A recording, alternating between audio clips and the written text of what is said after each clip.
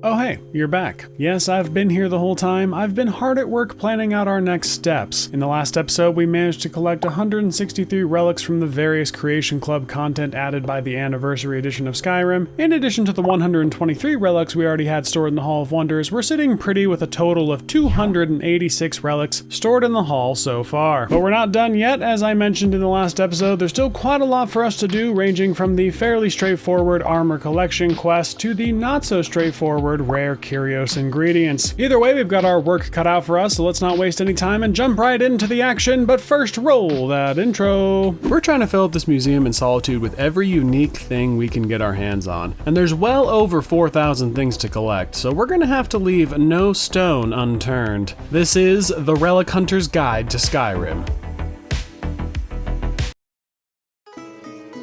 Our first quest can be started by finding and reading this letter to Clexius, found in the Bee and the Barb in Riften. It's from some kind of goblin researcher, and they've been investigating rumors of goblin activity in the Rift, specifically the southern border between Skyrim and Cyrodiil. And while normally a group of goblins isn't that big of a deal, rumors suggest that these goblins are being led by the Blue God, and the Blue God is how Malakath chooses to manifest himself when dealing with goblins. Obviously, Malakath making inroads into Mundus is something we'd like to avoid, so we're going to head to Grom's Pass ourselves and check out what's what. We can find Grom's Pass just south of Forelhost. We can enter the cave to find, unsurprisingly, some goblins. They put up about as much of a fight as you'd expect, and further into the cave we find the body of the woman who wrote the letter we just found. Guess the goblins were a bit too much for her, cause she's now dead. She has a unique book, The Posting of the Hunt, which details an ancient Hircine ritual known as the Wild Hunt. Pretty interesting, but ultimately not all that relevant to finding and killing this Blue God fellow. Even further into the cave, we enter the main chamber and find this supposed Blue God. Good news, it's not Malakath, it's just some orc that dyed himself blue using the blue mushrooms found throughout the cave. His journal mentions that he's from Largashbur. To make a long story short, he found the cave while looking for some food and decided that the mushrooms made for some good food. The rest of his tribe disagreed with this assessment, smashing the blue sack of mushrooms and pouring them over his head. This dyed him blue, and he was kicked out of the stronghold until he returned with some actual food. He returned to Grom's Pass, where he encountered the goblins, and because he'd been stained blue, they thought him to be the Blue God Malakath. However, one of the goblins, a fellow with a funny-looking spear, was not so easily fooled, and the Blue God had him in prison to ensure that his Blue God ruse was not discovered. He has a goblin totem staff on his person if you don't already have one. I picked mine up from the Khajiit caravan some time ago. With that handled, we can stack some of these mushrooms, which we'll be needing for the museum, and make for the entrance of the pit to free Gog.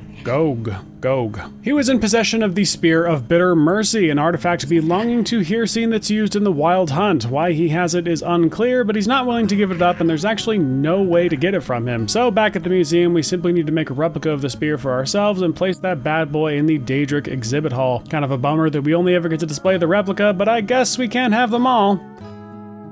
Completing the quest also adds a number of static displays to the main goblin display in the Hall of Wonders. The only thing we actually placed here was the goblin totem staff itself. Pretty neat display if I do say so myself, and that's despite being objectively fairly underwhelming, just like today's sponsor. It's me, I'm the sponsor. Please watch my videos. This next one is very quick. We're here just outside of Dawnstar to have a chat with Agrane Perival. He's basically the J.K. Simmons version of Santa, and from him we can purchase a full set of Saturalia clothes and a reindeer bill of sale. Come along, Dasher, or Dancer, or Prancer, or Vixen, or Comet, or Cupid, or Donner, or Blitzen. All of these things we just picked up, including the reindeer bill of sale, can be displayed in the Hall of Wonders, and honestly, of all the things added by the Creation Club, this is arguably one of the most questionable. Like, why?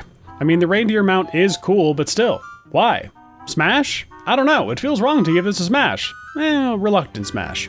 Alright, pretty good start so far, and by pretty good I mean actually not that good, but just hold on to your butts because we're about to dive into the most extensive content that the Creation Club has to offer. And as a special treat, because I plan to fail ahead even a little bit, they're almost entirely back to back to back. So get ready for lore, get ready for relics, and most importantly, get ready to fist and smash your way through every dumbass that dares to stand before us. When we reached level 42, we received a letter via courier from Scorvild. He's done some things that he really regrets, and the consequences of his actions are about to come to light, and to make matters worse, it has something to do with the Oblivion Crisis. He wants to meet us at the Shrine of Stendarr near Fort Greymoor, not only to tell us what he knows, but to hopefully be granted some form of forgiveness from Stendarr. Fat chance of that, though. Stendarr is pretty well known for turning his back on just about anyone who breathes in the direction of a Daedra. In fact, even his most devoted followers can find themselves completely abandoned for something as simple as contracting vampirism, even accidentally. Stendarr may be one of the 9, but he's basically a mean girl, for lack of a better term.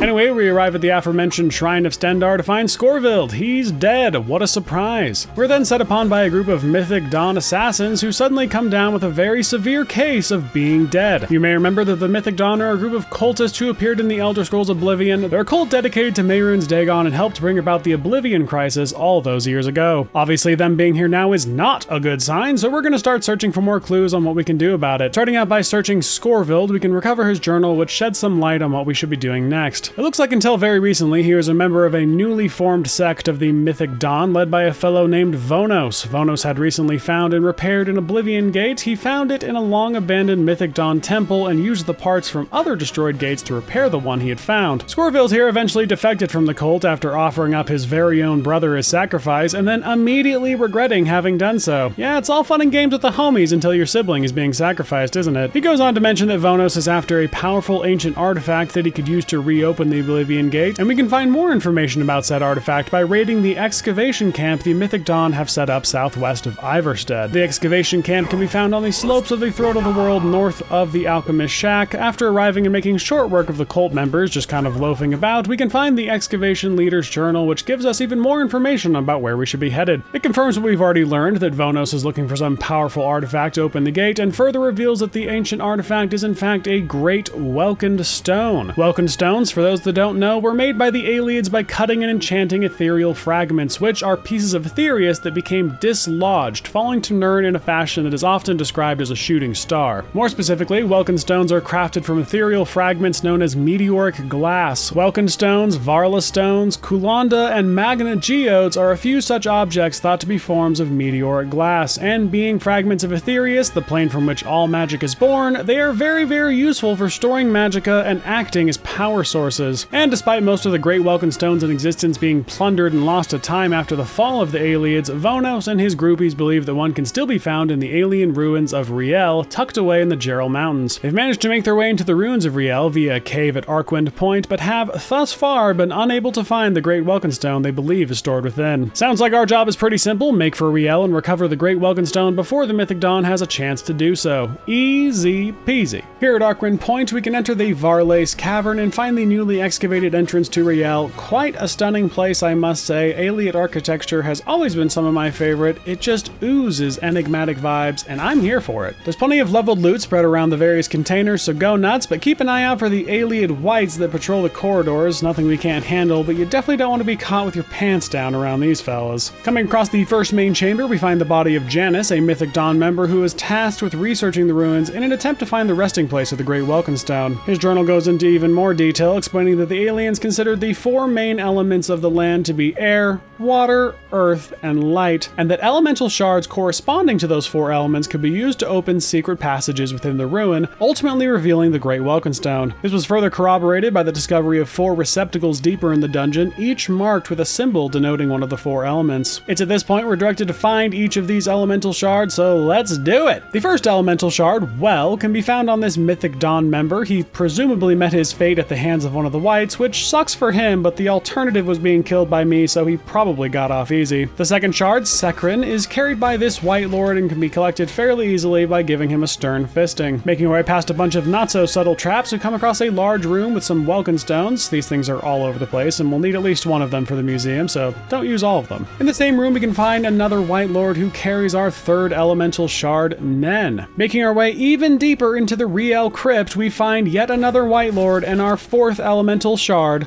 Alata. A lot of vagina.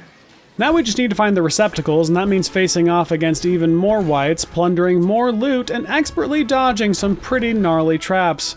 not that they seem to do all that much. Finally arriving in the receptacle chamber, we simply need to solve a 5th element style puzzle and place each of the 4 elemental shards in their respective slots. Janice's journal flat out tells us which shards go where, but it's not all that hard to deduce from the various elements depicted on the base of the pillars. With the final shard in place, the room shakes, revealing a secret passage. The passage leads to another large room containing the Great Welkin Stone. Nice. Very shiny. Taking the stone causes Norian the Undying to rise from his tomb. He's an Ayleid Lich, and goddamn if he isn't one of the coolest looking enemies in this game. Well done, mod makers. You may have earned a reputation for making janky catastrophes, but Norian the Undying is not one of them. That being said, his name could use some work, maybe something like Norian the Dying?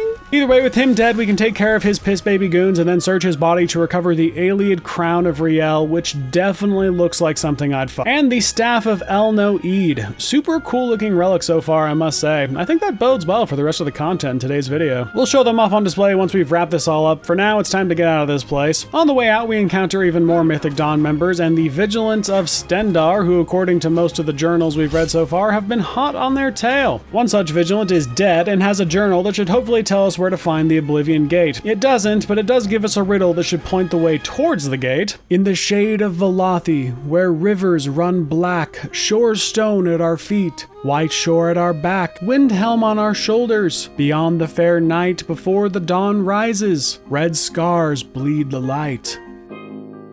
That is very neat and all very well and good, but we don't actually have to do any hard thinking as the quest marker very clearly points to our next location. The place we're looking for is Red Scar Cavern, and it's just here in the Velothi Mountains east of Shore Stone. Is this cheap? No, it's very simply the influence of Sheogorath.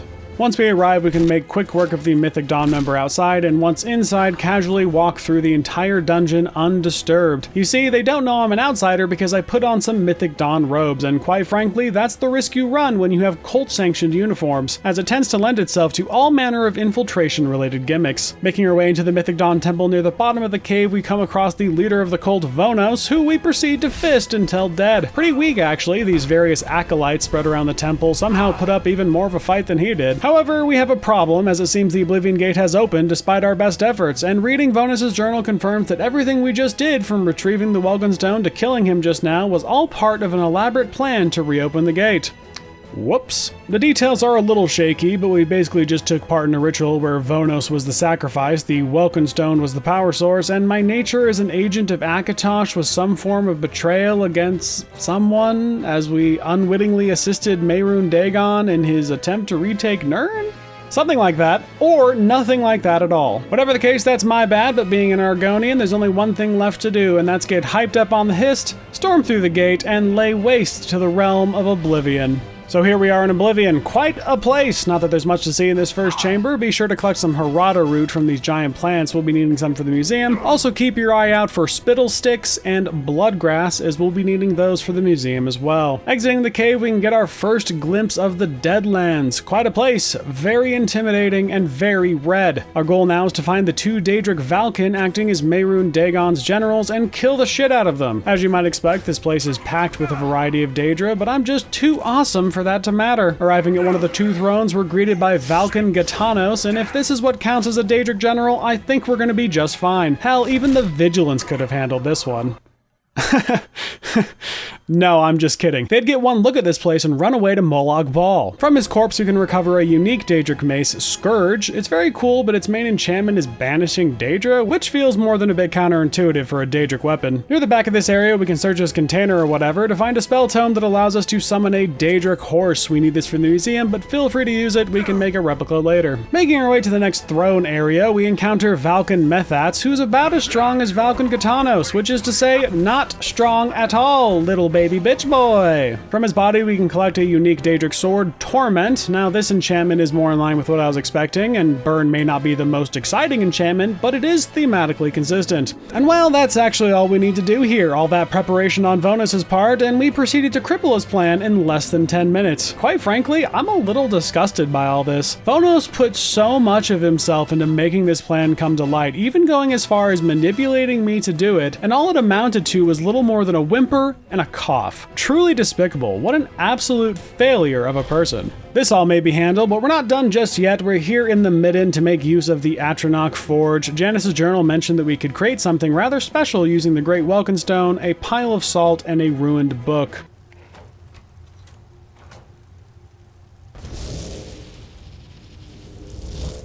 And just like that, we now have a spell tome we can use to summon the Ayleid Lich, and much like the tome for the Daedric Horse, we're free to make use of this and make a replica later. Speaking of replicas, we've got quite a few to make, the first of which is the Great Welkin Stone that we just used up making the tome. Fortunately, all it takes to make is 2 glass. Next, we need to make a replica of all the 4 elemental shards, requiring 1 glass each for a total of 4 glass. And last, but certainly not least, we can make the replica for the spell tomes we just used up. Like most book replicas, these are made at the printing press in the library. We'll need 2 rolls of paper, 2 inkwells, and 2 leather, assuming we're making both tomes. With all those replicas made, we're free to put everything on display in the Hall of Wonders. Let's check it out.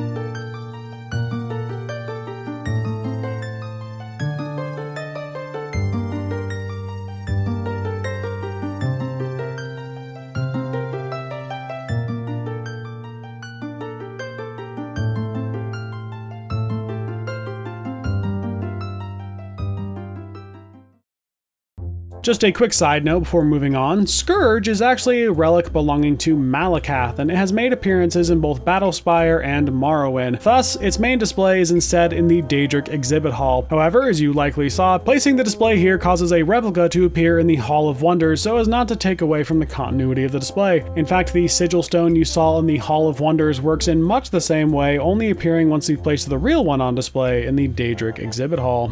Righto, that wasn't so bad, so let's take a quick breather with some semi-vanilla content that leads to some not-so-vanilla relics. We're here at Kagranzel, not sure why we're here in the first place, as it's quite a bitch to get to, but we're here, so we might as well head inside and see what we can find. I'm sure most long-term players of this game are fully aware of this location, as it houses one of the most interesting traps in the entire game, and we can activate said trap by entering the main room and activating this weird glowy ball thing. It proceeds to screech into our ears, much like your mother did last night, before opening the floor and dropping us down a massive shaft. And I should know, I've seen 1 or 2 massive shafts in my day. Fortunately for us, physics doesn't mean dick in this world, and we splash into the water basin at the bottom completely unharmed. From here, we simply need to make our way out of the water, kill some absolutely disgusting Falmer, and cross this bridge to face the Aethernaut Commandant. Christ, that's a mouthful.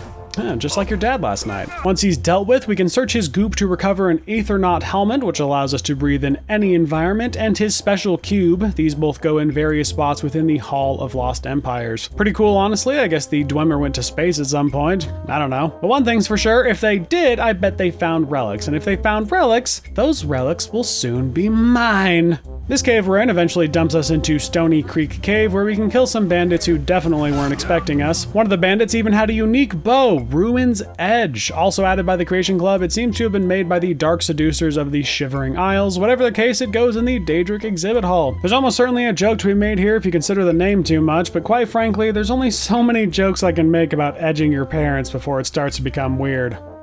Just like your grandmother last night. In the same room we found the bow, we can also find a bliss bug in a jar. Cute little bugger. It goes in the Hall of Wonders, but we'll go over the section it's stored in a little later on, as there's quite a lot of other things for us to collect for it first. Making our way out of the cave, we can kill yet another bandit, snag our 17th stone of Baron Zaya, and search the very same bandit we just killed to recover a treasure map. This one points towards Lake Ilinalta. However, since we don't really have that many maps to go through, we're gonna save them for later. With a pile of corpses in our wake, we can make for the exit and move on to our next major piece of content. This one was started automatically from the get-go, just sliding into our DMs without so much as a letter explaining itself, and if it didn't feel the need to explain itself, neither do I. We're here at the Runoff Caverns, which can be found by heading west from the Lost Valley Redoubt. Once here, we find little more than your average cave with some obvious Dwemer theming, and just a little further inside we come across a mercenary camp devoid of life, and a note left by one of the mercenaries. Seems they are hired by some old mage for an expedition here, but it's been 2 whole days since they've heard anything from him, time. More than that, there appears to be something wrong with the weather, both in and outside the cave. This kind of janky weirdness is exactly the kind of thing I'm suited for, so we begin our descent into the cave, coming across Dwemer automata,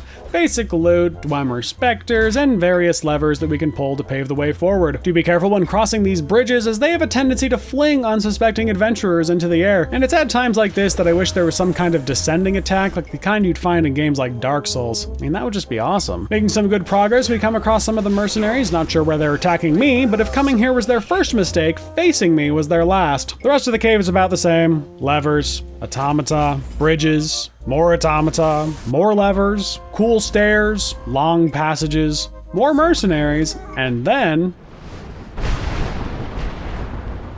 oh my. Now, this is the kind of ambiance I can get behind. Truly an ominous sight to behold, and it's when we approach the ruins that the stairs appear and the quest begins. Making our way up the stairs, we can finally enter the main dungeon, the Vardenkund Gallery. It's another fairly large and fairly ominous room, and it wasn't until I was writing the script that I noticed that the guy we're about to search was actually killed as soon as we arrived. Struck down by the lightning ravaging the chamber. Sucks to suck. Maybe don't put your camp next to the random bolts of lightning next time. Not that you'll be seeing it next time, but I digress. The fellow in question happens to be Elberon, the leader of the expedition mentioned in the mercenary's note from earlier. We can search him to recover his journal, which should provide some insight on what exactly is going on here. Turns out that this isn't his first time here. The mercenaries in the first expedition appear to have met with some kind of cruel fate, and he's returned with even more mercenaries so that he may disable the conduits in each season, whatever the hell that means. This part is especially relevant to us, but he also told the mercenaries to be on the lookout for specific curiosities, things like dwarven insects, dwarven mounts, and 3 dwarven crown masks. However, it seems his main goal was to find a special spell tome known as Turn of the Seasons. It's said to have the ability to grant passive boons to the user depending on the weather.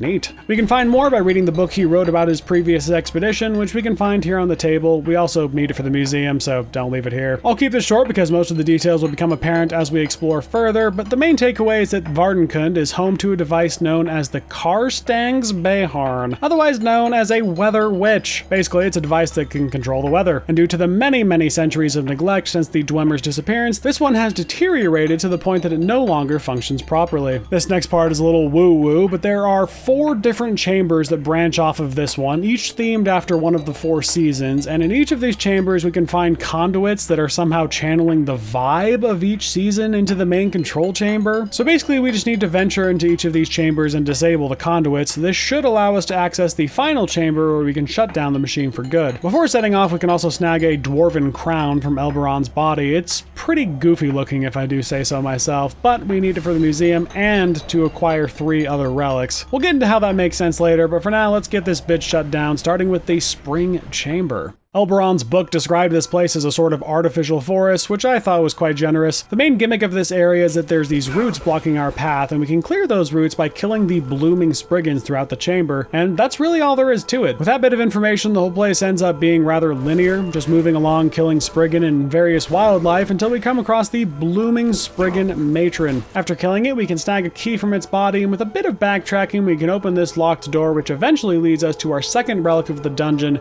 the dwarven spring visage. Making our way back to where the matron was and continuing on, we can find yet another relic, the dwarven drone fly. It counts as a potion, but it's actually reusable, which is kind of cool. We'll of course be needing it for the museum. Finally, we come across our first conduit and remove it from its plinth, deactivating the spring chamber. These conduit gems are actually displayed in the museum, so just hold on to them. Back in the main chamber, we can head into our next season, Winter. This area is even more linear than the last. We go up and then jump down. Then we follow this passage, making short work of the weak, frail Dwemer spiders. Before moving on from here, though, we want to climb up this pipe and head through this door. It leads us into a rather large sunken chamber, which we can swim through to reach yet another chamber guarded by a centurion. It's quite weak, and with it dead, we can flip this lever and recover the Winter Spring Visage. Elberon's journal mentioned that there were 3 of these, so only 1 more. Heading back to where we were, we continue to follow the passage, drop down, climb up, drop down yet again, follow another passage, and climb up 1 final time. This leads us to the center of the chamber where we can find and recover our second conduit gem. With the chamber deactivated, we can make a very daring jump and get on out of here. Next up is Autumn, and this place is absolutely massive, and yet the conduit needed to disable it is just found by the entrance. Unfortunately, it's locked behind a gate. In order to open the gate, we need to find and collect at least one of the 6 unique wheat types spread throughout the area. There's 3 of them on the western section and 3 in the eastern section. It's not that simple though, as there are also pieces of a dwarven horse spread around throughout the chamber that we need to find and collect. The first and arguably most obvious is located on this plinth on the south side of the chamber. Another piece can be found near the ruined tower on the west side of the chamber, and another piece can be found by the ruined tower on the east side of the chamber. We'll grab the others in just a moment, but first there's a door on the north side of the chamber that leads into yet another chamber where we can flip a lever, kill a sphere, and collect the third and final mask, the Autumn Spring Visage. Finally, making our way back to the entrance, we can deposit all the wheat we just collected into these depositories, which opens the gate, allowing us to collect our third conduit gem and the dwarven horse head. Nice! Before leaving, don't forget to grab some wild spiky grass found throughout this area, as we'll be needing it for the museum later on. On the way out, we can find and collect our final dwarven horse piece, which, if you're not a blind bitch like me, was likely the first one you found. With that, we're free to head back to the main chamber and enter the final season, summer. The first and most obvious thing in this chamber is the spider control rod we needed for the museum, and picking it up causes a repair spider to appear before us. Using the control rod, we then have to direct the spider to these various glowing panels, which allow us to venture further into the chamber. And guess what? That's all this chamber has to offer. There's no mask to find and no conduit gem to recover, so rather than bore you with the long and arduous process of guiding this spider around, we're just going to skip to the part that matters.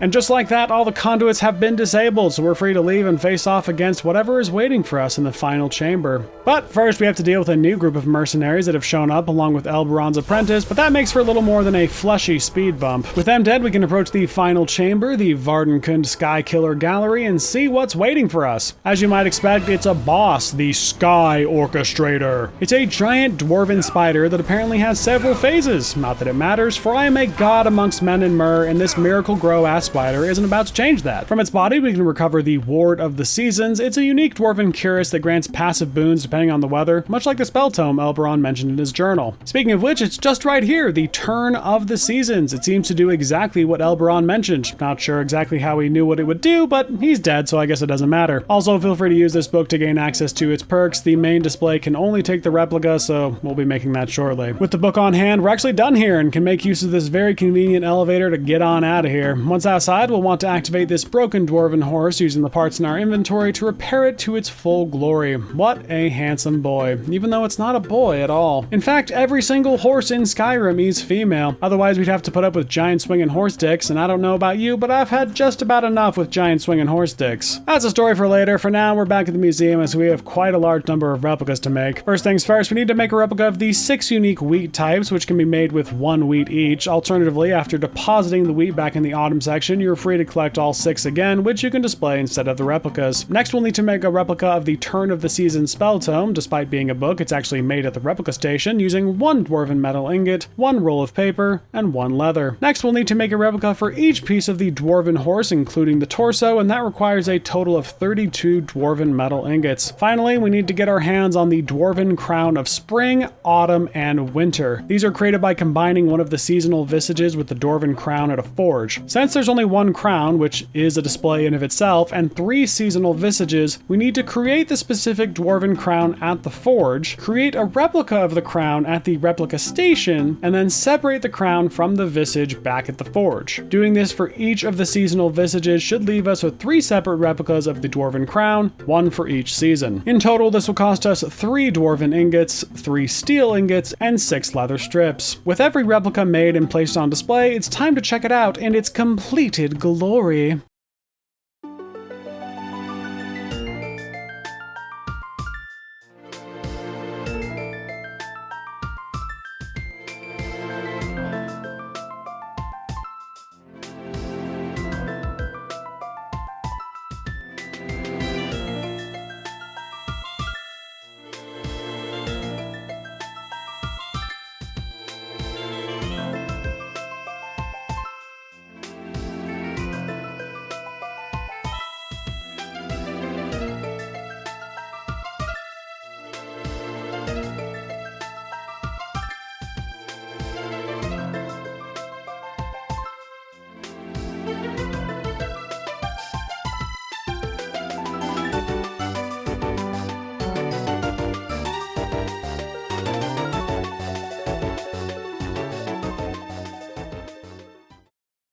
Very smash-tastic indeed. We managed to collect a total of 27 relics from just this one mod, and that is something you just love to see. And yet, not all mods are created equal, as this next one is fairly quick and will have us walking away with around 18 new relics. It can be started by reading The Restless, which is found in the Winking Skeever and details the later life of a man named Cyrus. He was the main character of the Elder Scrolls Redguard. Rumors suggest that he took command of a ship, the Dead Man's Dread, and scoured the Sea of Ghosts, amassing great wealth before ending up at a place known as Blackbone Isle. You won't find this place on any map, and the last person said to know its location was a pirate by the name of Kevin. However, being of little renown, he was locked up and later died in Castle Dower Dungeon. And so we're here at Castle Dower to check out his cell, which we can do by persuading this guard to let us in. In the cell, we can find a note left by Kevin that talks about his final exodus from Blackbone Isle. The main takeaway is that he's hidden the map to the isle somewhere in this cell, and we can recover the map for ourselves by searching this loose brick on the wall. We can't actually look at the map, but it does direct us to the wreck of the Orphan's Tier along the northern coast. Once we arrive, we don't find the usual bandits that call this place home. We instead find some Blackwater brigands who might as well be bandits with how they behave. With them dead, we can search their leader Celeste to recover the Blackwater Blade. It goes in the Hall of Heroes and made its first appearance in the Elder Scrolls Oblivion. It was owned by the then leader of the Blackwater Brigand Celine, who turned it over to the hero Kvatch after they foiled her plan to steal the Golden Galleon, a legendary golden statuette. Now we just need to board this little boat here, which in conjunction with the map will take us to Blackbone Isle. Once on the isle, we can enter the cave to find something truly remarkable. It's another cave, a giant one, and in the cave is Cyrus's ship, the Dead Man's Dread. Seems to have been trapped in here, much like One-Eyed Willie's ship from the Goonies. There's skeletons guarding the thing, but well, we know how that goes. Once the deck is clear, we're free to enter the ship and take a look around, finding even more skeletons and a couple books that we need for the museum. In one of the wardrobes, we find the first couple things that we're specifically looking for: scrub clothes. They come in 2 different colors, and we need both of them for the museum. In another wardrobe, we find boatswain clothes and boatswain boots. These come in 3 separate colors, and like the scrub clothes, we need all of them for the museum. Making our way into the captain's quarters, we can find a skeleton, and based on the sword here on the wall, Cyrus's saber, it's safe to assume that this was his final resting place. The sword itself, given its cultural significance, finds its home in the Hall of Heroes. I guess not all warriors from Hammerfell have curved swords, but as you know, it's not about the curve, it's about how you use it. We then read the captain's journal, which actually debunks what I just said. This isn't Cyrus's skeleton sitting right here, it's just some rando who took over the ship after the previous captain died. It details how they got lost in a thick fog, eventually ending up here. Then, when the cave entrance collapsed, they became stranded. Those who didn't opt to drink poison or end their own life eventually starved to death. Bummer! With that fun little fact rolling around our noggin, we can search this chest to recover Cyrus's clothes and boots, which we also need for the museum. We can then search the wardrobe to recover the captain's clothes and boots. There's 2 different colors, and as you might have guessed, we need them both. At this point, we're free to leave. However, taking Cyrus's things has caused the ghost of the crew to make a stunning return in an attempt to stop us. Given how malnourished they were when they died, they failed to put up a fight worth mentioning. Sure is a lot of them, though.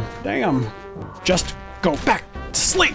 We could waste our time killing all of them, but why bother when we can instead just leave? Back in the museum, we can put everything we just gathered on display in the Hall of Heroes. Nice display, very colorful, and it just has that pirate quality to it, which you love to see. It's a smash for me, because Goonies never say die.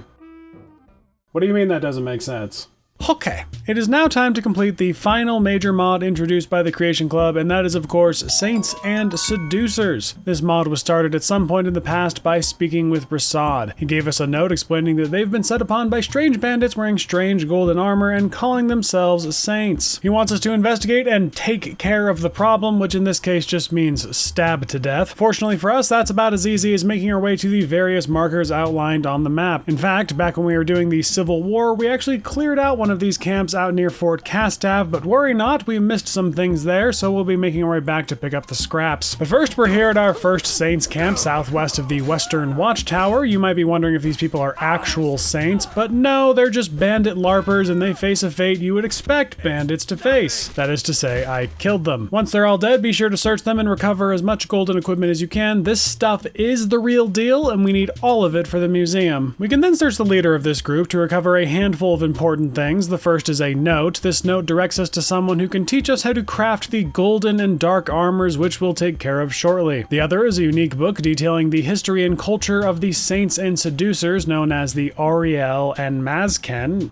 something. They are Daedra in service to Sheogorath, and as such hail from the Shivering Isles. We need this book for the museum, so be sure to take it with you. The final thing is his journal, which mentions where we can find Kinthal, who is the leader of the Saint Bandits. He can be found near Karthwasten. Before leaving, we'll need to open up this cage and free the Manic Elytra Nymph. Doing so adds a display to the museum, so it's not optional. We can then send it off to Whiterun to join the others. According to the note we just found, the person who knows how to make gold and dark armor is a fellow named Joftin. They apparently wrote down how exactly you can go about making this armor, and they hid it somewhere near Half Moon Mill. So here we are at Half Moon Mill. We can find the note we're after in this chest under the bridge. It details how to make the gold and dark armor, but we don't actually have to make use of this if we don't want to, and you'll see why that is a bit later on. Our next stop is the Seducer's Camp south of the Forsaken Cave. We were actually led to this camp after finding a note at the Seducer's Camp near Fort Castav. Once here, we just need to kill everyone including their leader, Svarig, making sure to collect as much dark equipment as we can. Once that's handled, we can search Svarig and read his journal. It reveals that they've been working for a man named Thoron, and that he set up shop in the sewers. There's lots of sewers throughout Skyrim, so that doesn't exactly narrow it down, but no matter, the leader of the Saints may have more information. Before heading off to kill him, we're going to make a quick stop at the Seducer's Camp near Fort Castav. As I've said, we've already cleared this place out, but we failed to free the demented Elytra Nymph from its cage, so we're here to make things right before sending it off to Whiterun. Quick side note, there is another thing that we needed to collect at this camp, but I didn't know about its existence until much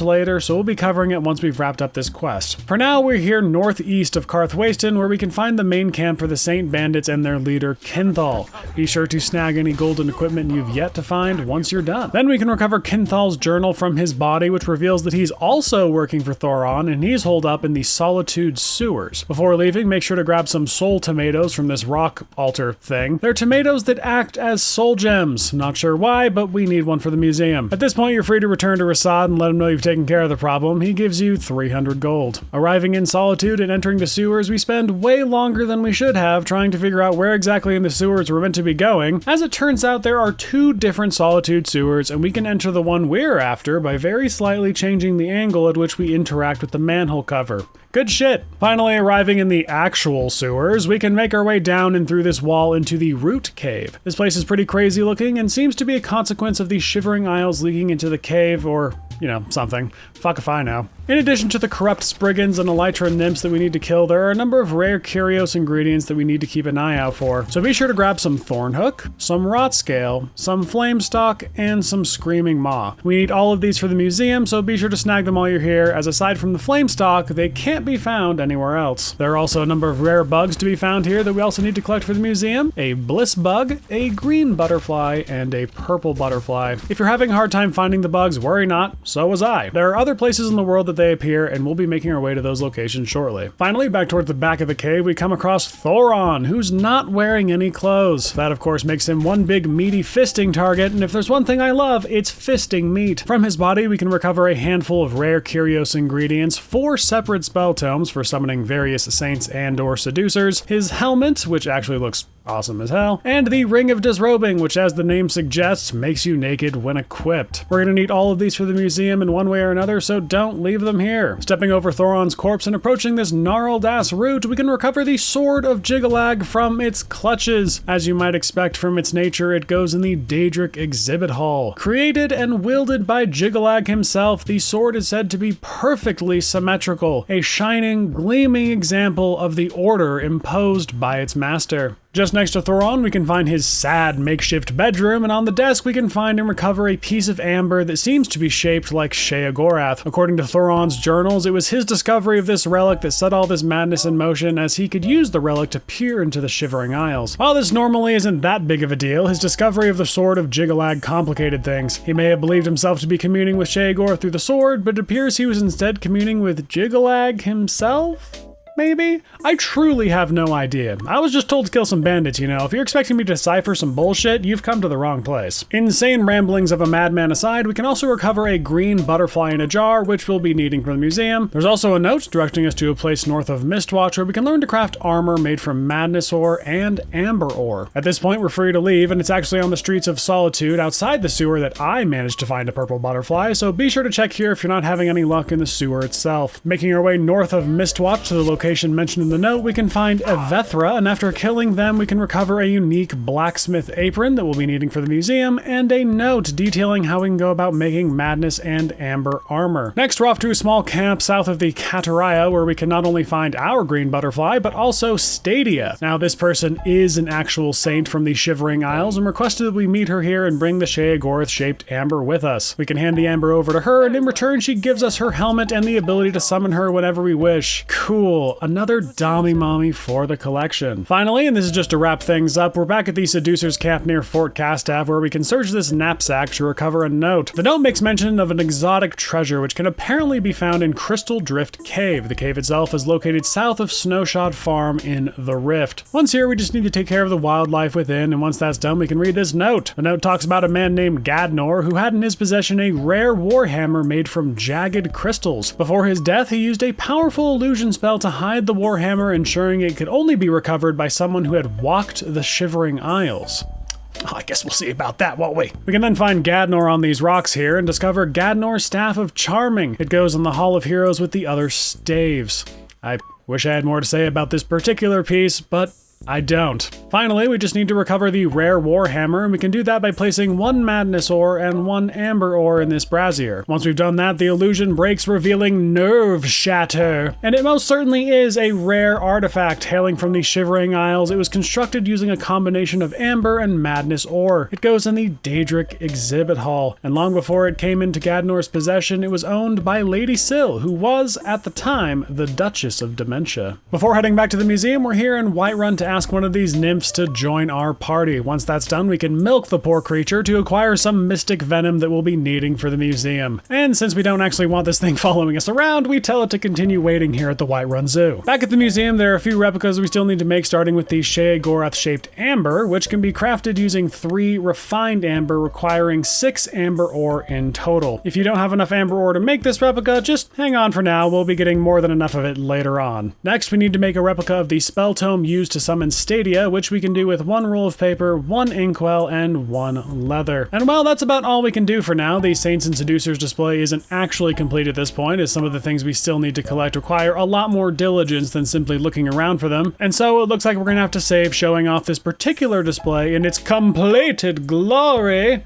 until a little bit later. I do very much appreciate your patience in these trying times, and if you're still here watching this video, thanks. Consider subscribing. I have a goal to reach 100 billion subscribers before the sun expands to engulf the planet, and with your support, I think we just might make it. Well, that was quite a doozy. I got a headache just trying to wrap my head around all that bullshit, and I still failed to comprehend most of what just happened. And yet, despite not quite finishing all the things we need to, we still managed to walk away with around 40 relics. Pretty wild considering there's still around 30 or so relics left for this display. But we'll be back soon enough to wrap this entire thing up. It just requires going through that long grind that I keep mentioning. For now, there are still a number of lesser mods, so to speak, that still need to be handled, and by handled, I mean started and then completed. Because despite the fact that we've been bouncing all over this goddamn joint, there's still a number of quests that we haven't even started. And so we're here at the Windhelm Stables to purchase a map. This map not only goes in the museum, but points us to different areas around Skyrim where we can find and tame unique wild horses. And well, we're gonna need to tame every single one of them to unlock displays in the museum, so without further ado, it's horse hunting time! The first horse can be found northeast of Markarth, and along the way we run into the Lover's Stone, snagging the amulet from the hollow in the center and activating the stone itself to unlock the display in the museum. Our wandering around eventually leads us to the Kolskagr mine, where we killed some Forsworn, mined some gold, and recovered the Leviathan Amethyst. Like the other Leviathan gems, it goes in the Hall of Oddities.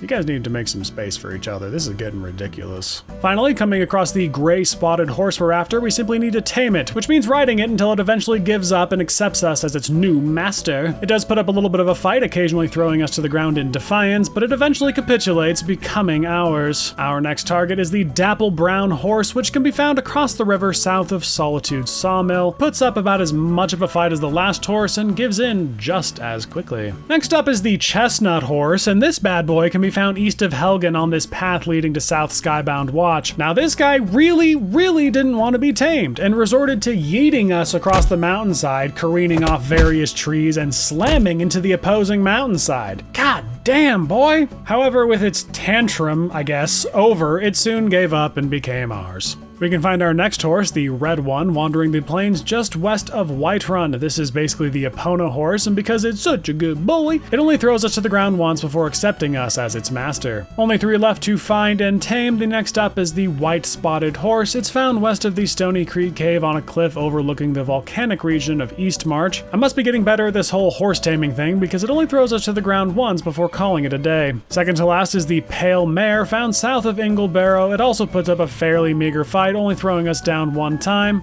Really majestic creature though. The last and actually not least, the black horse. It can be found northwest of Falkreath, south of Evergreen Grove, and at this point I really do think we're getting better at this because it too only had the effort to throw us once. And well, that's all the wild horses found and tamed, but we're not done yet. You see, there's been talk of a wild unicorn roaming around the rift, and I would just love to get my hands on it. Not only for the display, but because it's a freaking unicorn. I mean, come on, unicorns are cool as hell, and I'm tired of pretending they aren't. It can be found just east of Riften by this sort of long pond, and all my horse taming has almost certainly paid off as it only throws us down once before it agrees to join my relic crusade. God, I love unicorns. I don't have a name for this distinguished gentleman, but if you got any ideas, I'd love to hear them in the comments. Anyway, with all the horses and mythical creatures tamed, the display in the museum is fully unlocked, so let's check it out. It's not the most flashy display we have here, but it doesn't need to be. The majesty of the horses speaks for itself, and with the unicorn adding an air of mystery, it really ties the whole thing together. That aside, I rather enjoyed hunting all these guys down. Not having a quest marker can sometimes be really annoying, but in this instance, it made the whole thing feel all that more rewarding.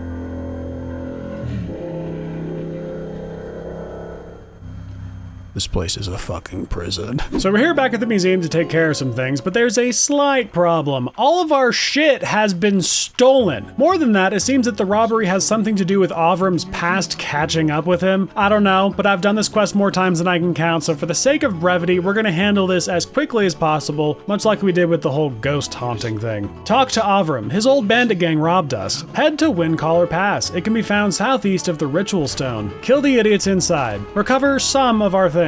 Read this note. If you use magic, you likely launch this thing. Talk to Avram about the note. The guy mentioned in the journal was/is the leader of the gang that he used to be a part of. Head to Shades Peak Tower. Kill more idiots. Recover even more of our things. Head to Engelman's Rest. It's in the mountains south-ish of Helgen. Disable the lightning rune. Talk to Avram. He wants to try talking his old leader down. Sure, whatever. Plunge the dungeon. Kill even more idiots. Kill this Hagraven. Recover the Atronak gauntlets. These bad boys go in the Hall of Heroes. And before you come after me in the comments about how I'm pronouncing this made-up word, please take a breather and ask yourself why you care that much. Continue plunging. Continue killing. Confront the guy who stole our things. Oh, but Avram, you can never turn your back on blood. We are brothers after all. Oh my god.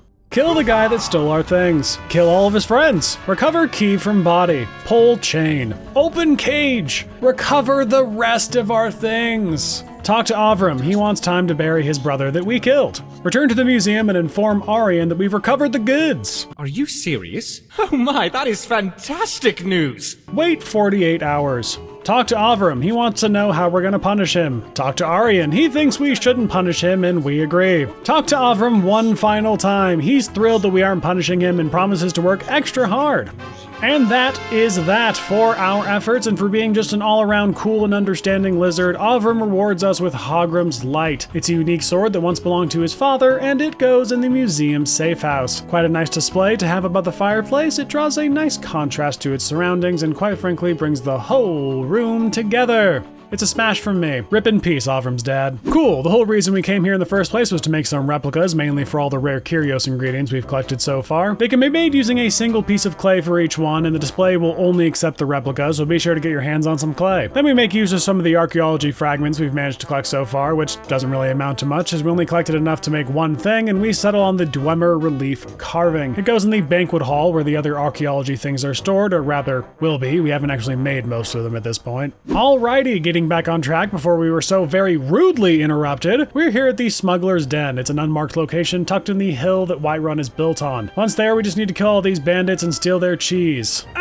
There's also a thing in a jar here that some of you may have spotted. I totally missed this until I was reviewing the footage, so that's a rip for me. The main reason we're here is to read this note. Some orc came to the smugglers looking to acquire the Staff of Hasadoki. The smugglers had the staff at some point, but they sold it. However, the orc would not be deterred and paid the smugglers double their fee to find out who they sold it to and where they could be found. The orc made plans to ambush them next to the western watchtower, so that's where we're going next. Once here, we can find the orc in question, Modig Gilgar, and end his lifetime subscription to the Being Alive Club. From his body, we can recover the smuggler's ledger, which reveals that the staff was sold to a group of necromancers holed up in Brittleshin Pass. We can find Brittleshin Pass a little ways south of Fort Greymore, and once inside, we're confronted by some bony men. They're a bit stronger than normal skeletons, but that's not saying much. Further into the pass, we come across the previously mentioned necromancers, Ivara of Olenveld and Lushak Gravragdam. Beware of Ivara, she wields the Staff of Hasadoki, and that thing can ragdoll people like no one's business. Not me though, I'm just too cool to be thrown around like some chump. Once they're dead, we can search their bodies for some minor loot, unless of course they've glitched out, which has happened so many times at this point. Fortunately, the fix is quite simple, just resurrect them and kill them again! Now that Ivara is actually dead, we can search her to recover the Staff of Hasadoki, and this bad boy goes in the Hall of Heroes. As you might expect from the name, it was created by a mage named Hasadoki. Apparently he bonded his soul to the staff because he was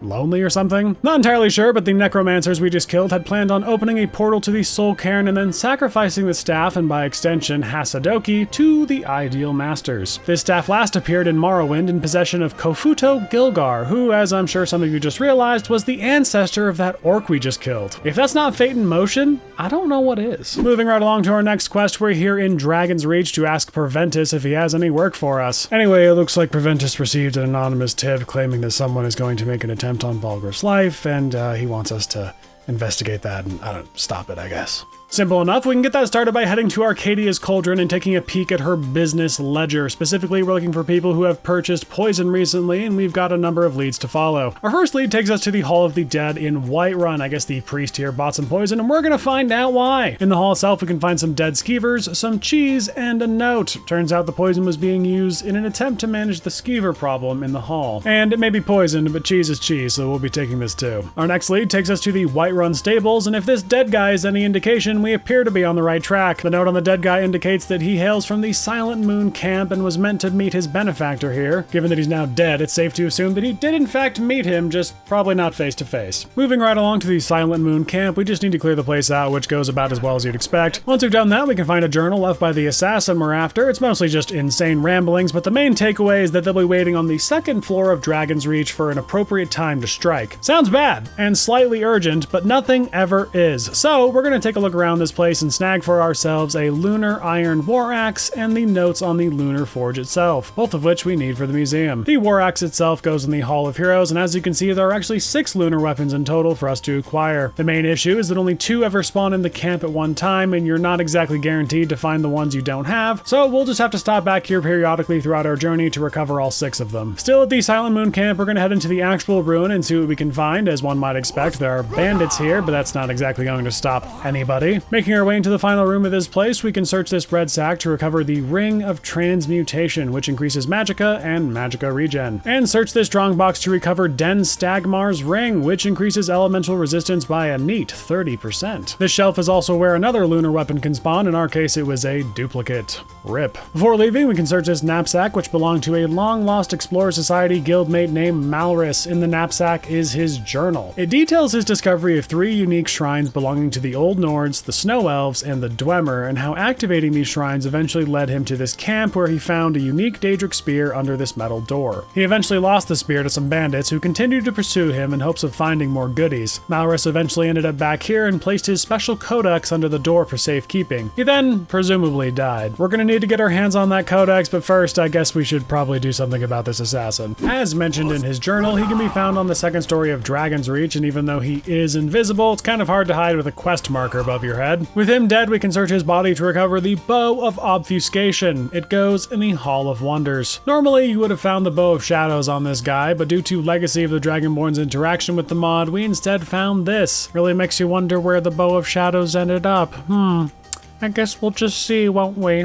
Before leaving, we can return to Proventus and inform him of our success. For our efforts, he rewards us with 1,500 gold. Not too shabby. Now we just need to recover Malrus's Codex, which we can do by activating all the shrines Malrus mentioned in his journal. The Nordic one can be found south of Dragonbridge. It's kind of near the place where we rescue a moth priest later on. We simply need to activate the runestone, and that's it. The Snow Elf Shrine can be found in the mountains south of Riverwood. More specifically, it's just next to the South Skybound Watch, kind of near where that horse yeeted me across the mountain. Just like the Nordic runestone, we simply need to activate it and get on out of here. Our final shrine, the Dwemer Monument, can be found north of Yogram's Overlook, way up near the mountaintop. We'll have to deal with some ice wraiths when we get there, but with them dead, we're free to activate the monument. With all 3 shrines activated, we simply need to return to the Silent Moon camp and enter the basement area with the door and pop that bad boy open. Inside, we can find and recover Malrus's Codex, and this thing is quite unique. Added by Legacy of the Dragonborn, having the Codex on our person grants us an activatable ability that can do many different things depending on what kind of mods you have installed. For the sake of brevity, I'm just going to put all the abilities up on the screen. There's quite a lot of them, and some of them are more useful than others depending on your load order. Either way, it's an amazing addition to our tool set and should make finding certain relics that much easier. For now, it goes in the Explorer Society guild house with the other guild-related relics. This next one is very quick. We're here at the Bannered Mare in Whiterun, where we can find Mshara's diary. Mshara was a Khajiit warrior who used to be one of the Crimson Dirks. Now they're just kind of lonely and sad. So they decided to pick a fight with the Whiterun guards and die a warrior's death. Here in the Dragon's Reach dungeon, we can find Mshara's confession. They didn't die a warrior's death, but were instead locked up and probably died in the dungeon. They mention the existence of a set of silver armor that once belonged to them. It's hidden in a hut near Rorikstead, and as much as they wanted to go back for it, they never did. The hut in question happens to be Lund's hut, and after taking care of the skeevers outside, we can head inside where we can find and kill more skeevers. With that handled, we can pop open this chest and discover the silver armor set alongside Crimson Dirk Volume 2. And because it wasn't enchanted, we can simply place the armor set on display with the book in the Hall of Wonders. Pretty cool armor set. The helmet itself is very intimidating and worthy of a smash. Just make sure you're not a werewolf like me. The last thing anyone wants is a full body rash. This one was also very quick and can be started by snagging Crimson Dirk's Volume 3 and this journal from the Dragon's Reach dungeon. The journal is from one of the guards and concerns a member of the Crimson Dirks named Edward. He had numerous bounties on his head, and eventually they caught up with him. Some random Khajiit then came looking for him, and the guards told him to head to Falkreath because that's where he's buried. Arriving in Falkreath, we can find an exhumed coffin and the aforementioned Khajiit, who is now dead. The note on this body confirms that he was looking for Edward, not actually believing that he was dead, and it seems he may have been right because this coffin is quite empty. Fortunately for us, this note mentions a rumor he had heard about a certain bandit wearing Daedric plate out at Knife Point Ridge. Whether this is Edward or someone else is not all that important to us. What we really want is the armor. And so we're here at the Knife Point Ridge, once again killing all the idiots who decided to camp out here. Guess they didn't hear about the last 6 times I rolled through. We're eventually confronted by the idiot in the Daedric plate armor, but they ain't never seen fists like these before. With him dead, we're free to recover the Daedric plate helmet and armor from his body. The other Daedric equipment is just normal Daedric, so take it if you need it. Since it's enchanted, we'll need to make our own set for the display, which can be done with 2 Daedra hearts, 8 ebony ingots, and 5 leather strips. Once that's done, it can be displayed alongside the book in the Hall of Wonders. Pretty nice. I like the red. It's very intimidating. Not as intimidating as me, of course, but that's like comparing ants to giants. Would you believe me if I said this was our second to last armor set? I assume so because I'm the one making the video and I know what's coming next. We're here at the Silverblood Inn in Markarth. There's a note here that we need to read, and sweet Christ, it took me 30 minutes to find the damn thing. It had clipped into the countertop here, and despite my attempts to free the note in some normal manner, I eventually resorted to toggling collision and grabbing the note that way. The note is from a disgruntled mine worker who wants to make some big bucks. His plan is to find and loot a long-abandoned Dwemer tower called Reachwind Eyrie. Eyrie? It's one of those. We can find the place a little ways north of Dushnik, y'all. It's pretty hard to miss at any rate. Once we arrive, we're attacked by some people who joined the mine worker on this little expedition. I'm sure the last thing they were expecting was the motherfucking Dragonborn, but that's the risk you take as an adventurer who isn't me. With them dead, we can head inside the tower where we encounter something very strange indeed. It seems the whole tower is trembling with some sort of strange power, causing the clutter flying about the chamber to slowly whittle down our health. Making our way up the tower, we can find the source of this power. It's a Dwemer specter by the name of Methansel Far Eyes.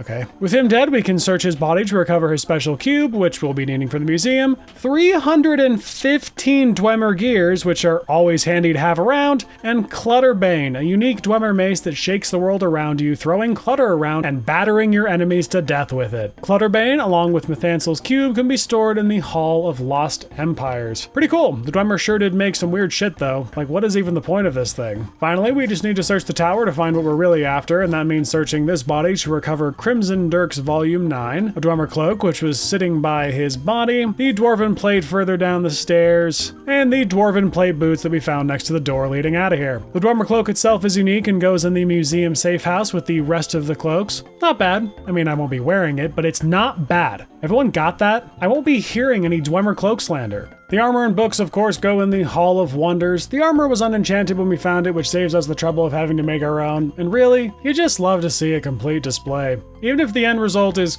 kinda underwhelming. And here we are, the final armor quest, at least as far as the Crimson Dirks are concerned. This one can be started by reading the guard dossier on Antonius, which is found in Mistvale Keep. He's supposedly very dangerous and he likes to gamble. This directs us to Cragslane Cavern, which is a known gambling hotspot. Arriving at Cragslane Cavern and killing the idiots outside, we can get a very interesting glimpse of the true aura of a unicorn.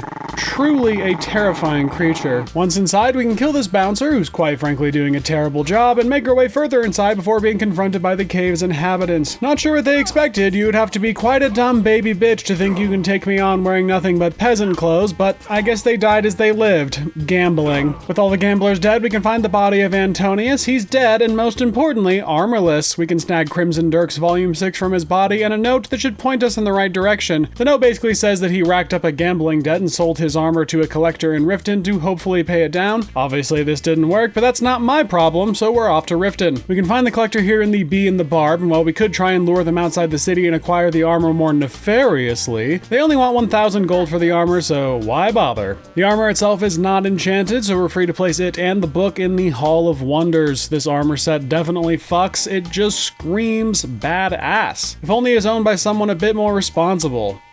Well, I guess it kind of is now, isn't it? If this isn't a lesson in the dangers of gambling, I don't know what is. Stay safe out there, folks. Okie dokie, before we get on with that major grind I won't shut up about, we need to get our hands on some runic necromancer armor, and while you can find this armor on high-level necromancers, there just so happens to be a place that it spawns for us to pick up, and that's here at Ingvild Ruins. It's just south of Hela's Folly, which is northwest of Dawnstar. Once inside, we just need to make our way past a number of ghosts, who are fairly weak, and Draugr, who are fairly less weak. This eventually leads us to the throne room where we can find the necromancer we're after, Arondil. We've been coming across his journals this entire time, and from what I've gathered, he has been luring women here, killing them, and binding their souls into his service. Kind of like Sung Jinwo, but with about 1,000% less aura. And in fact, we can break his hold on the ghost entirely by snagging this soul gem here.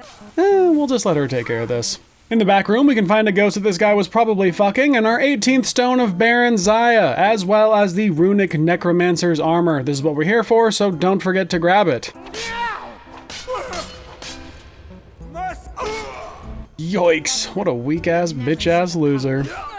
With all that taken care of, we can snag a key from Arondil's body and get on out of here. This final set of Necromancer's armor actually completes the display we have in the Hall of Wonders. This display is known as the Necromantic Grimoire display, and as the name suggests, it concerns necromancy stuff. The robes on the right were picked up at some point from low-level necromancers, and the books were all purchased from Finnis out at the college. You're gonna need to finish the Conjuration Ritual spell quest to get your hands on every single book, so you better get conjuring if you haven't already. Right, I feel like I may have lost some of you in the back half there, which is fine. God knows I already lost the plot about 30 minutes ago. Regardless, we managed to pull together another 60 or so relics in the last segment, and considering all we did was stumble around like an idiot, that's not too bad. But now the time has finally come to get our major grind underway. As I've already mentioned, there are two major grinds that need to be completed, and unfortunately for us, they can be done at the same time. The first of these grinds is of course the Rare Curios. You've probably already collected a decent number of these, but for those that don't know what I'm talking about, Rare Curios is a Creation Club mod that adds 51 different alchemy ingredients that previously appeared in games like like Morrowind and Oblivion. And every single one of these ingredients can be made into a replica and displayed in the museum. And while that doesn't sound too bad, only 19 of these ingredients have dedicated spawns, most of which we've already collected, and an additional 14 can spawn randomly in the hollowed out stumps of the root cave. So assuming you're exceptionally lucky with the random loot, we're looking at a minimum of 18 ingredients that still need to be collected, and those remaining ingredients can only be purchased from the Khajiit caravan, with the exception of chokeberry, which can also be purchased from Babette. One final thing to note about the rare curios is ironwood fruit. You may recall in the last episode that we were unable to fully complete the bitter cup display. This is because the weapons we need to display here are created using ironwood fruit. Now, if you chose the nothing cup back then, you probably have an ample supply of these, but if you didn't, you'll need to collect an additional 6 ironwood fruit from the Khajiit caravan in order to create these weapons. Fortunately for us, they're fairly common. Right, that about covers the rare curio, so let's talk about the second grind. Those of you actually paying attention will have already pieced this together, but our second grind concerns the madness equipment and the amber equipment. Each of these sets contains 13 different pieces of equipment that more or less cover the base weapons and armors you'd expect to find in the game, things like armor and swords and bows and daggers and etc. The issue here is that they can only be crafted by hand, and as you might expect, that's going to require an ample supply of both amber and madness ore. More specifically, to craft all the madness equipment, we're going to need 43 madness bars, which equates to 86 madness ore, 15 ebony ingots, and 23 leather strips. Fortunately, the amber equipment requires a bit less, sitting at 31 amber bars, which equates to 62 amber ore, 15 moonstone ingots, and 22 leather strips. I'm sure you've already guessed, but the most optimal way to get our hands on madness and amber ore is to buy it from the Khajiit caravan. We could just cross our fingers and loot a bunch of boss chests hoping to get lucky, but who in the fuck has that kind of time? I sure don't, so in addition to the rare curios, we'll also be buying out all the madness and amber ore we can get our hands on. Before we get started, I'd like to point out that the Khajiit caravan also sells gold and dark equipment, so if you haven't crafted the remaining pieces yourself, this is a perfect opportunity to get your hands on them. And that just about covers the 2 major grinds we're about to undertake, so without further ado, it's time to buy shit, wait 48 hours, and repeat that process until it's over.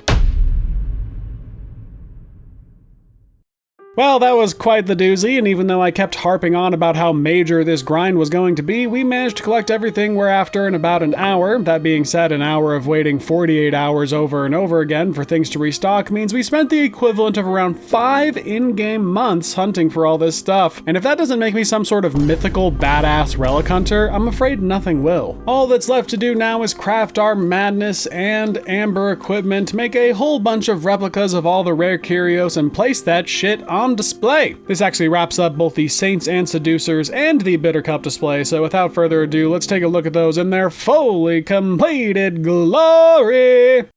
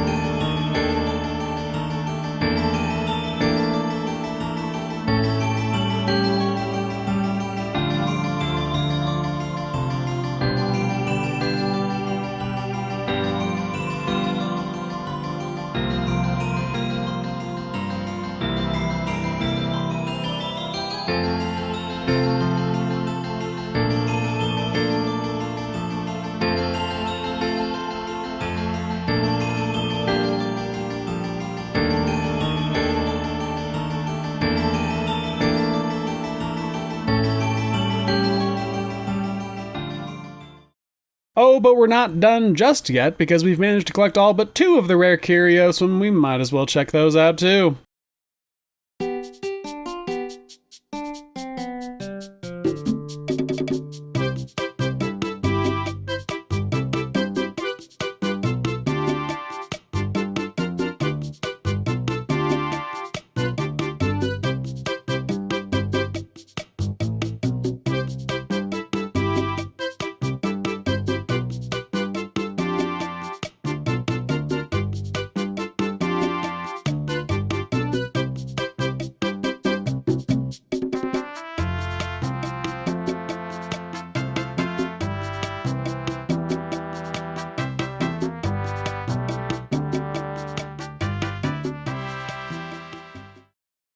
My oh my, wasn't that so very exciting? I sure hope so, and you might think with that last major grind that we've actually completed just about everything the Creation Club has to offer, and you would be wrong. Despite my diligence, there are still a number of relics we've yet to recover for the Hall of Wonders, and we're just going to spend the last little bit of this episode gathering them up. And that starts here at the Solitude Fletcher, where we're going to be purchasing any remaining crossbows and bolts we've yet to find. This ends up with us acquiring an additional 3 crossbows and 9 crossbow bolts, all of which are displayed in the museum. Additionally, back in the museum, we can craft the last remaining brawler gauntlets that we've yet to make at this point. There were only a small handful we needed to create, so it didn't take all that much effort, and seeing as how this particular display is now complete, let's check it out. Yes, nothing makes me quite as happy as fisting gloves. These bad boys are specifically designed for any and all fisting escapades. Some of them are a bit more fisty than others, of course, but in my eyes, a fisting glove is a fisting glove, and I could not be more pleased. That being said, fisting can be a dangerous pastime, so please fist responsibly. The last thing you want is the fisting police rolling up, because those guys don't mess around when it comes to fisting. Next, we're here at the Blue Palace looking for some things when we stumble across the numismatist. This person, like the conchologist and book lady, sells things that under normal circumstances we would have to come across randomly. In this case, it's coins. So we take the opportunity to buy out everything he has on hand and finish our coin collection. This didn't require any time-skipping nonsense, as we were only missing 12 coins and he had all of them on hand. I don't think I've shown it off just yet, but all the coins are displayed in the Hall of Oddities. Pretty dang snazzy, if I do say so myself. Very pleased to have this display fully taken care of in one go, as the last time I had to scrounge for these coins, it ended up taking me several hours. Well, as it turns out, there's one final quest for us to conquer that has managed to fly onto my radar up to this point, so we're here at the Ironback hideout west of the Thalmor Embassy. After taking care of the weak-ass, bitch-ass bandits, we can find this note left by a vampire hunter named Cragrash. He was pretty decent at vampire hunting. This was until he got clever girled by a group of them, and rather than killing him, they instead turned him into a vampire. Cragrash, the badass that he was, didn't want to become a vampire and instead opted to kill himself. We can find his corpse south of the Thalmor Embassy on this cliff. Looks like he decided to douse himself in Dwemer oil and set himself ablaze. Damn, dude, what a way to go. From his extra-quispy corpse, we can recover the key to his secret vampire hunting stash. It's actually here at the Ironback hideout. We can use the key to pop open this trapdoor and then use the key again to open this cage. Within the cage, we can recover the elven and ebony crossbows. Not sure why these crossbows in particular are special, but whatever, we need them for the museum, so I don't care that much. With those 2 final crossbows in hand, we've actually finished the crossbow display. Sort of. There's one final bolt we can't quite get yet, so we'll have to worry about that a little later on. For now, let's take a look at the mostly completed display and marvel in its glory. Crossbows. I don't know if I've mentioned this, but before I started this series, I actually played a little bit of Legacy of the Dragonborn by myself off camera, and during that playthrough, I used crossbows. And I just gotta say, if you haven't done a crossbow build yet, I highly recommend it. It's admittedly not that different from a stealth archer build, but the power you feel loosing those arrows is just, so good.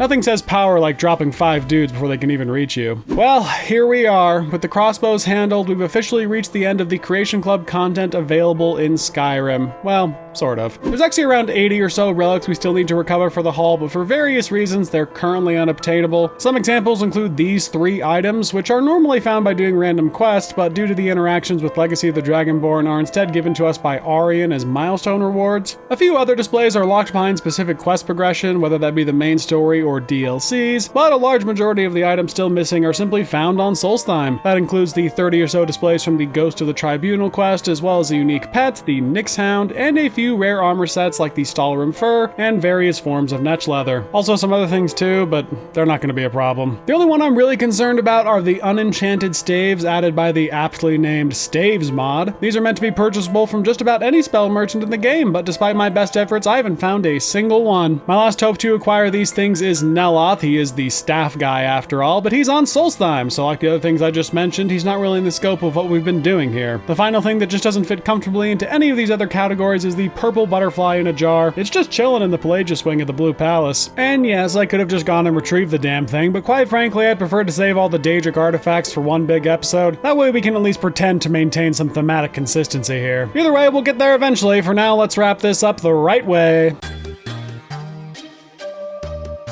Hello, and welcome to yet another Relic Hunter report. Boy, oh boy, the last couple episodes have been mighty productive, and that's all in thanks to the wonderful relics we've been acquiring. There's a lot of them, as I'm sure you've been seeing. But the time has come to take a look at our progress, and what better place to start than the Hall of Wonders? In the last episode, we acquired a very modest 163 relics for the Hall, and this brought the total number of displays up to 286. Decent, but today we managed to blow that number out of the water by pulling in a total of 246 relics, and that is the kind of progress we like to see around here. The kind of progress that pushes the total number of displays in the hall up to a very stimulating 532. The Hall of Wonders, of course, houses a grand total of 615 relics, and with only 83 relics left to collect for the hall, we're looking at a very wonderful 86.5% completion percentage. And that 86.5% actually crowns the Hall of Wonders as the most completed section of the museum, which I suppose isn't all that shocking. But the Hall of Wonders isn't the only place to have seen some upward movement, from seashells to gems to armor and coins, as well as a litany of other rare relics. The various halls of the museum are simply buzzing with intrigue. So before diving into the full report, we're going to take a look at the various halls and see how they shape up. Amongst the other halls, the armory actually saw the biggest increase, bringing in a total of 147 pieces. Granted, I'm not entirely sure where most of these came from. Nonetheless, this brings the armory up to a very decent 58.44%. Smash.